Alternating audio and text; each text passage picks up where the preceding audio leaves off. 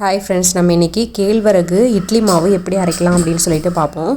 Normal idli மாவு அரைக்கிற மாதிரியே இதுவும் அதே மாதிரியே தான் அரைக்கிற மாதிரி இருக்கும். நார்மல் இட்லி எப்படி சாஃப்டாக இருக்குமோ அதே மாதிரி இதுவுமே ரொம்ப சாஃப்டாக நல்ல ஃப்ளஃபியாக இட்லி வந்து சூப்பராக இருக்கும். தோசையும் வந்து எந்த டிஃப்ரென்ஸும் தெரியாது, ரொம்ப நல்லாயிருக்கும். இப்போ எப்படி பண்ணலாம் அப்படின்னு சொல்லிட்டு பார்ப்போம்.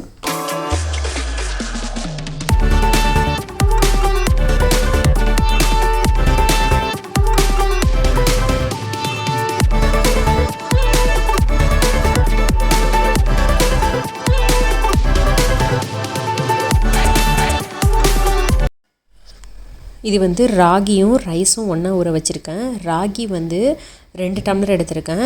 ரைஸ் வந்து இட்லி ரைஸ் வந்து 1 டம்ளர் எடுத்திருக்கேன். அதே மாதிரியே உளுந்து வந்து நீங்கள் வந்து 1/2 டம்ளர் எடுத்துக்கோங்க. நான் ஆக்சுவலாக சுண்டில் எடுத்திருக்கேன், அதனால் கொஞ்சம் அதிகமாக இருக்குது. சுண்டுனா கன்ஃபியூஸ் ஆகுங்கிறதுக்காண்டி நான் வந்து டம்ளர் உங்களுக்கு சொல்கிறேன் மெஷர்மெண்ட்டு. நான் வந்து தோல் உளுந்து எடுத்திருக்கேன். நீங்கள் உருட்டு உளுந்து எடுத்துக்கிட்டாலும், அதாவது தோல் இல்லாத உளுந்து எடுத்துக்கிட்டாலும் ஓகே தான். இது வந்து 2.5 மணி நேரம், தோல் உளுந்துங்கிறனால 2.5 மணி நேரம் ஊற வச்சுருக்கேன். இதுக்கு வந்து வெந்தயம் 1 டேபிள் ஸ்பூன் ஊற வச்சுக்கோங்க. அப்படி இல்லை அப்படின்னா இந்த மாதிரி அவல் வந்து ஒரு டேபிள் ஸ்பூன் எடுத்திருக்கேன். இதை வந்து கொஞ்சோண்டு தண்ணி ஊற்றி, இது வந்து நீங்கள் அரைக்க போகிறப்ப, அதாவது உளுந்து நான் வாஷ் பண்ணுற டைமில் தான் இது ஊற வைப்பேன். இதுக்கு ரொம்ப நேரம் தேவைப்படாது, கொஞ்சம் நேரத்துலேயே உங்களுக்கு வந்து அது ஊறிடும். உளுந்து வந்து நல்லா தோல் வந்து நல்லா வாஷ் பண்ணி எடுத்துக்கிட்டேன். உளுந்தை வந்து கிரைண்டரில் போட்டு ஃபஸ்ட்டு அரைச்சி எடுத்துப்போம். தண்ணி வந்து ஸ்டார்டிங்லேயே நீங்கள் நிறையா ஊற்றக்கூடாது, கொஞ்சம் கொஞ்சமாக ஊற்றி சைடில் வந்து ஒரு போட்ட உடனே வந்து மூடி வச்சிட்டும் போயிடக்கூடாது. சைடில் வந்து லைட்டாக கொஞ்சம் எடுத்து விட்டுக்கிட்டே இருங்க. அப்போ தான் வந்து உங்களுக்கு உளுந்து வந்து அந்த அரைப்படாமல் இருக்காது. மெஷர்மெண்ட் எல்லாம் கீழே டிஸ்கிரிப்ஷனில் கொடுக்குறேன், வேணுங்கிறவங்க அதில் கூட செக் பண்ணிக்கோங்க.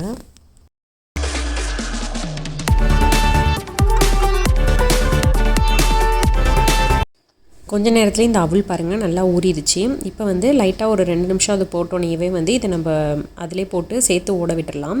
இல்லை நீங்கள் ஸ்டார்டிங்லேயே கூட ஃபஸ்ட்டு இதை போட்டுட்டு கூட உளுந்து போடலாம், அதனால் ஒன்றும் கிடையாது. இப்போ அதையும் போட்டு லைட்டாக இந்த மாதிரி வந்து சைடில் எடுத்து விட்டுட்டு இதை நம்ம மூடி வச்சுருவோம். இடையில வந்து அப்பப்போ எடுத்துகிட்டு நீங்கள் சைடில் வந்து எடுத்து விடுங்க. அப்போ தான் வந்து நமக்கு மேலே வந்து அரைப்படாததெல்லாம் மேலே வந்துடும். அந்த மாதிரி வராமல் இருக்கும் நீங்கள் அப்பப்போ சைடில் எடுத்து விட்டிங்கன்னா. நமக்கு இப்போ நல்லா பாருங்கள் எவ்வளோ ஃப்ளஃபியாக உளுந்து வந்து எவ்வளோ சூப்பராக அரைப்பட்டிருக்கு பாருங்கள். மாவு வந்து இந்த மாதிரி அரைப்படுறப்பே வந்து உங்களுக்கு அந்த டிஃப்ரெண்ட் தெரியும். நம்ம போட்டதுக்கும் இப்போக்கும் மாவு வந்து எவ்வளோ சூப்பராக வந்திருக்கு பாருங்கள். பார்க்குறதுக்கு வந்து ஸ்னோ மாதிரி அவ்வளோ அழகாக நல்லாயிருக்கும்.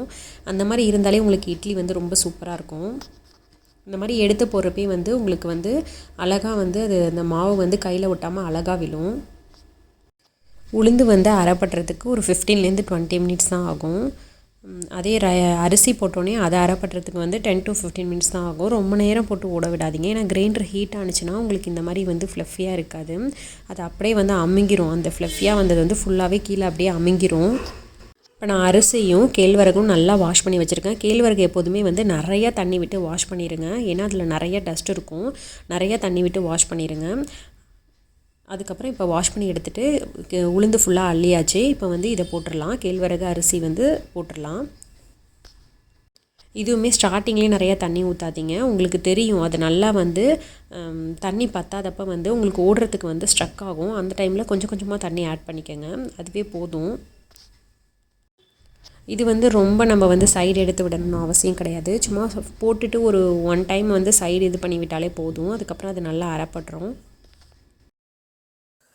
அதுக்கு முன்னாடி நம்ம சேனல் யாராச்சும் இது வரைக்கும் சப்ஸ்கிரைப் பண்ண மறந்துட்டிங்கன்னா மறக்காமல் சப்ஸ்கிரைப் பண்ணிடுங்க. பெல் பட்டன் கிளிக் பண்ணி ஆல் கொடுத்துருங்க. அப்போ தான் நான் புதுசாக போடுற எல்லா நோட்டிஃபிகேஷனும் உங்களுக்கு காமிக்கும்.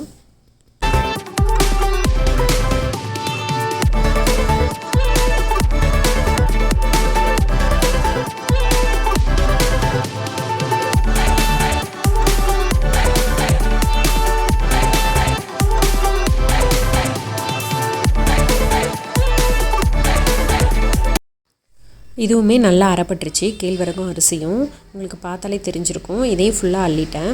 லாஸ்ட்டில் கொஞ்சோண்டு தண்ணி ஊற்றி இதை ஃபுல்லாக இது பண்ணி இதிலே ஊற்றிடுவோம். நீங்கள் போடுறதுக்கு தகுந்தாப்பில் உப்பு வந்து ஆட் பண்ணிக்கோங்க. கம்மியாக இருந்தால் கூட பரவாயில்ல, நீங்கள் ஊற்றுறப்ப வந்து டேஸ்ட் பார்த்துட்டு கூட ஆட் பண்ணிக்கலாம். ஆனால் அதிகமாக போட்டுறாதீங்க. உப்பு போட்டு நல்லா ஃபுல்லாக மிக்ஸ் பண்ணி வச்சுருவோம். நல்லா மிக்ஸ் பண்ணணும், நல்லா மிக்ஸ் பண்ணி வச்சுருவோம். இந்த கன்சிஸ்டன்சியில் நான் அரைச்சி எடுத்து வச்சுருக்கேன். நிறையாவும் தண்ணி ஊற்றிடாதீங்க. நீங்கள் லாஸ்ட்டில் வந்து அந்த இதெல்லாம் வந்து வாஷ் பண்ணி எடுக்கிற தண்ணி அந்த மாதிரியே நிறையா வந்துடும் உங்களுக்கு. இது வந்து ஃபஸ்ட்டு டே நைட்டு நீங்கள் அரைச்சி வச்சுருக்கீங்களா, நெக்ஸ்ட் டே வரைக்கும் விட்டுருங்க. ஒரு 8 ஹவர்ஸ் வரைக்கும் நம்ம அப்படியே விட்டுறணும். அதுக்கப்புறம் தான் வந்து நம்ம இட்லியோ தோசையோ இது பண்ணலாம். அது மாதிரி வந்து நீங்கள் எப்போதுமே வந்து இந்த மாதிரி கிரைண்டரில் வந்து மாவு அரைக்கிறீங்க அப்படின்னா உடனே கழுவிடுங்க. இல்லைனா வந்து ரொம்ப கஷ்டமாக இருக்கும் அதுக்கப்புறம் க்ளீன் பண்ணுறது.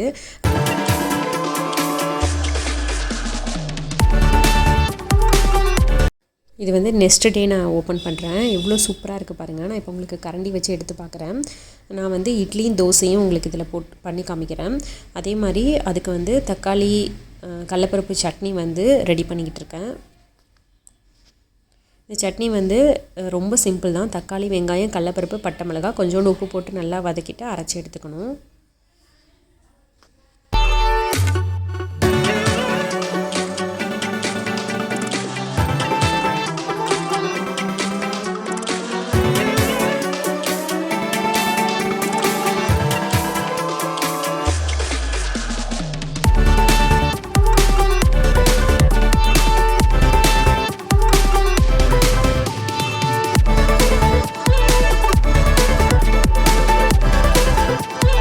மாவை நல்லா மிக்ஸ் பண்ணிவிட்டு இந்த மாதிரி மினி இட்லி பிளேட் எடுத்துக்கோங்க. நீங்கள் நார்மல் இட்லியும் ஊற்றலாம். நான் வந்து மினி இட்லி ஊற்றி காமிக்கிறேன். இதில் வந்து நீங்கள் வேணால் ஆயில் அப்ளை பண்ணிக்கோங்க. நான் எதுவுமே அப்ளை பண்ணல. நார்மலாகவே நல்லா வரும் இது.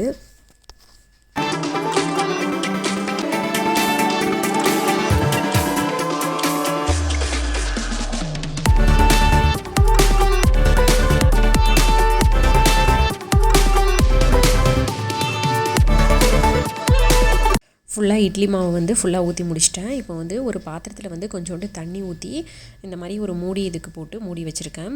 இதில் வந்து நம்ம இட்லி ஊற்றி வச்சுருக்கோம்ல, அந்த பிளேட்டை வந்து இது மேலே வச்சுட்டு இதை மூடி வச்சுருவோம்.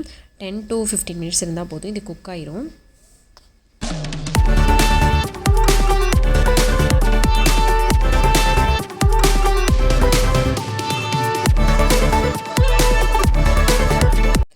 உங்களுக்கு பார்த்தாலே தெரியும் நல்லா ஆவி வருது. இப்போ வந்து இட்லி வந்து நமக்கு நல்லா குக் ஆகிருக்கும். ஆஃப் பண்ணிடுவோம். ஆஃப் பண்ணிவிட்டு உடனே எடுக்காதீங்க. ஏன்னா அது வந்து பிளேட்டில் ஒட்டிக்கும் இட்லி. அதனால் ஒரு ஆஃப் பண்ணிவிட்டு ஒரு 5 நிமிஷம் அப்படியே விட்டுருவோம். அதுக்கப்புறம் எடுத்தால் கரெக்டாக வரும்.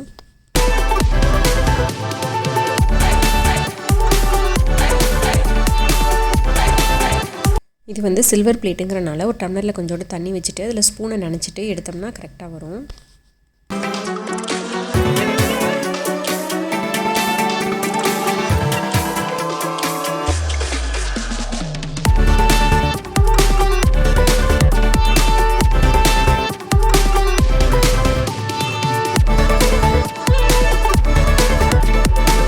ஹெல்த்தியான ராகி இட்லிக்கு புதினா துவையல் அரைச்சிருக்கேன். இது இல்லாமல் கடலப்பருப்பு சட்னியும் அரைச்சிருக்கேன். உண்மையிலே இது ரெண்டுமே இந்த இட்லிக்கு வந்து ரொம்ப சூப்பராக இருக்கும். இட்லியில் எந்த டிஃப்ரெண்ட்டும் தெரியாது. அவ்வளோ சாஃப்டாக ரொம்ப நல்லாயிருக்கும்.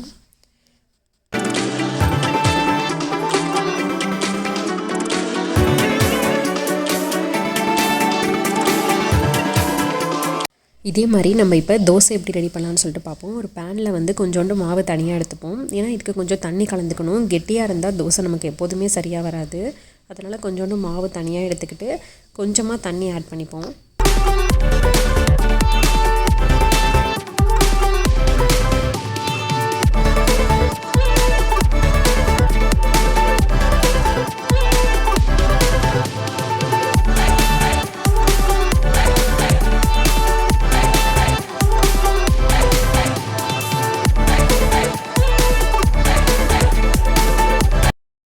இப்போது நம்மளுடைய தோசை மாவு ரெடி.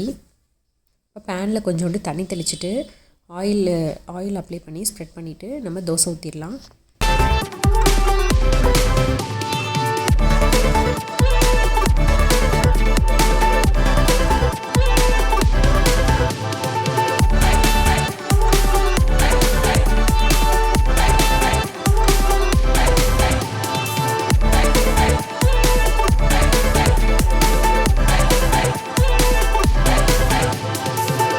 ஒரு சைடு வந்து நமக்கு இந்தளவுக்கு கலர் சேஞ்ச் ஆன பிறகு இப்போ நம்ம திருப்பி போட்டுடலாம்.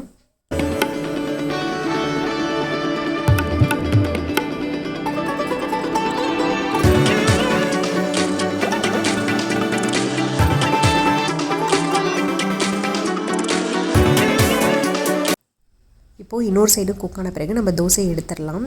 நீங்கள் நார்மல் தோசையை விட இந்த ராகி தோசை வந்து உண்மையிலே டேஸ்ட் வந்து ரொம்ப நல்லாயிருக்கும். தோசை வந்து ரொம்ப கிறிஸ்பியாக இருக்கும்.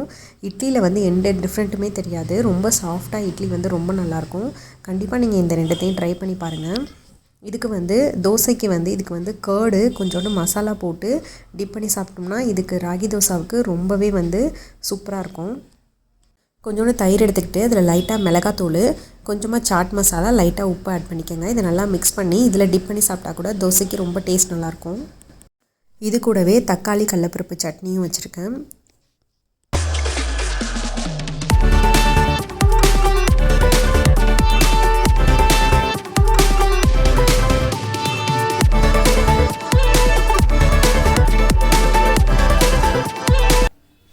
இந்த ஹெல்த்தியான ராகி தோசா இட்லி ரெண்டுமே நீங்கள் ட்ரை பண்ணி பாருங்கள். ரொம்ப நல்லாயிருக்கும்.